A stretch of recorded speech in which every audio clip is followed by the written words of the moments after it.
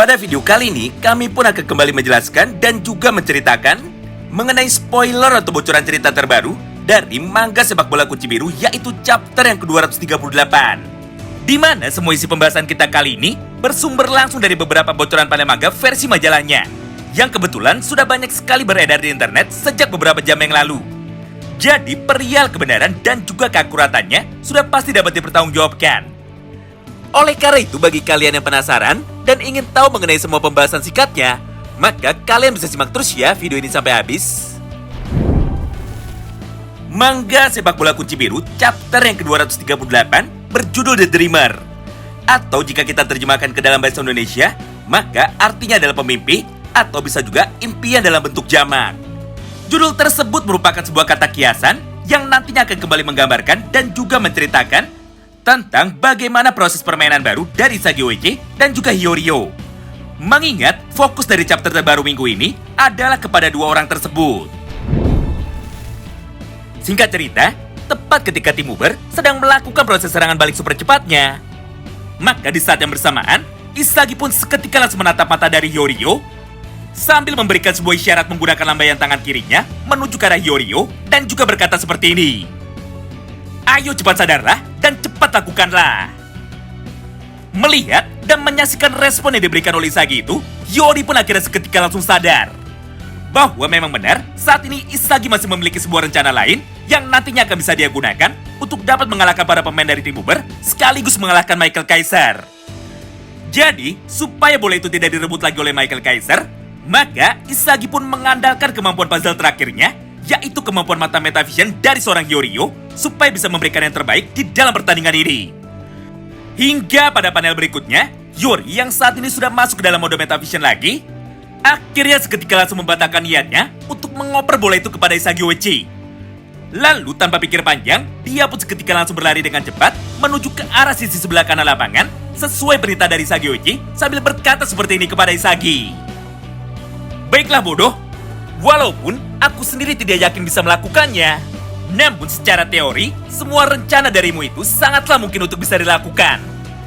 Jadi untuk sekarang, aku akan menurutimu, dasar bocah egois. Melihat pergerakan yang sangat mendadak dari seorang Hiyori tersebut, Nico yang saat itu berada paling dekat dengan Hiyori, akhirnya seketika langsung berlari menuju ke arahnya dengan niat untuk memperlambat kecepatan berlari dari Hiyori dan juga merebut bola itu dari kakinya.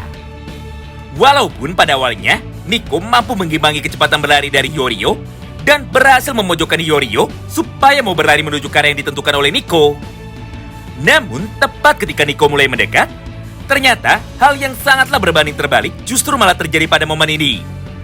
Di mana pada kesempatan itu, Hiyori pun tiba-tiba saja langsung melakukan sebuah gerakan tipuannya dengan cara berhenti mendadak dan langsung memutar badannya menuju ke arah yang berlawanan. Sehingga Nico yang kebetulan sudah berlari dengan kecepatan tinggi itu tidak mampu berhenti tepat waktu serta tidak mampu untuk merespon gerakan dari Hiyori tersebut. Akibatnya, Hiyori pun sekarang sudah berada pada posisi yang sangat bebas. Serta Hiyori pun juga sudah siap untuk memberikan satu buah umpan lambungnya menuju ke arah Isagi Oichi. Menyaksikan kejadian tersebut di depan matanya, Lorenzo dan juga King Baro tentu saja tidak bisa tinggal diam. Sampai sesaat sebelum Hiyoriyo mampu menendang bola itu menuju ke dalam area kotak penalti. Maka di saat yang bersamaan tersebut, Lorenzo pun tanpa pikir panjang seketika langsung memutuskan untuk melompat sambil melayangkan satu buah teknik sliding tackle-nya menuju ke arah kaki kiri dari Hiyori. Nah, disinilah sebuah kejutan menarik yang sangatlah di luar nalar kembali terjadi di dalam pertandingan ini. Di mana tepat ketika sliding tackle dari Lorenzo sudah mulai mendekat, maka tanpa menunggu lama, Hiyori pun seketika kembali mengeluarkan sebuah teknik gocekan di udaranya yang mirip seperti teknik gocekan revolver milik Seishiro Nagi. Mengingat di dalam praktiknya, Hiyori pun langsung memantulkan bola yang ada di kakinya menuju ke arah kaki dari Lorenzo. Lalu, di saat bola itu sudah melayang di udara, maka Hiyori pun seketika langsung memutarnya menggunakan kaki kanannya supaya bola itu tidak lepas dan juga tidak terpental. Melihat bahwa Lorenzo sudah berhasil dikalahkan di dalam duel perebutan bola ini, maka Baro yang saat itu berada satu langkah di depan Hiyori, akhirnya seketika langsung memutuskan untuk bisa bergerak maju dengan niat untuk menabraknya dan juga menjatuhkannya menggunakan kekuatan body charge-nya. Tapi sayangnya, untuk yang kesekian kalinya, Baru pun harus kembali dibuat kecewa. Karena refleks dan juga kekuatan tangan dari Hiyori ternyata jauh lebih besar daripada yang selama ini dia bayangkan. Mengingat kenyataannya, Hiyori mampu menggunakan tangan kirinya itu untuk bisa menahan pergerakan dari seorang Baru, agar dirinya tidak mendekat sambil menunggu waktu yang tepat supaya Isagi bisa lepas dan juga bisa berada pada posisi yang bebas. Nah, mulai dari sinilah, Shin pun seketika langsung berpindah menuju kepada sudut pandang dari Isagi Oichi. Di mana pada momen ini, Isagi yang sejak tadi terus mengamati pergerakan dari Yoryo, akhirnya memutuskan segera berlari melewati penjagaan ketat yang saat itu sedang dilakukan oleh 3 orang pemain bertahan lainnya, yaitu Riko, Aryujubei, dan juga Oliver Aiku. Namun, karena saat ini pandangan dari semua orang sudah tertuju kepada Yoryo, maka di momen ini, Isagi pun menjadi memiliki banyak sekali ruang yang nantinya bisa dia gunakan untuk bisa lepas dari penjagaan mereka bertiga. Sehingga pilihan dari Isagi Oichi untuk bisa memenangkan duel yang terakhir ini menjadi terbuka dengan sangat lebar. Sampai pada panel berikutnya, atau tepatnya setelah Hiyori mampu lepas dari penjagaan ketat yang dilakukan oleh Baru, maka tanpa menunggu lama lagi, dia pun seketika langsung menendang bola itu dengan sangat kencang menuju ke dalam area kotak penalti. Menyaksikan semua hal itu di depan matanya, Kaiser pun tidak bisa tinggal diam. Hingga di momen ini, dia pun seketika langsung berlari untuk bisa mengikuti Isagi lagi. Tapi sayangnya, di dalam satu serangan balik terakhir ini, Kaiserlah yang malah harus kembali dibuat kecewa.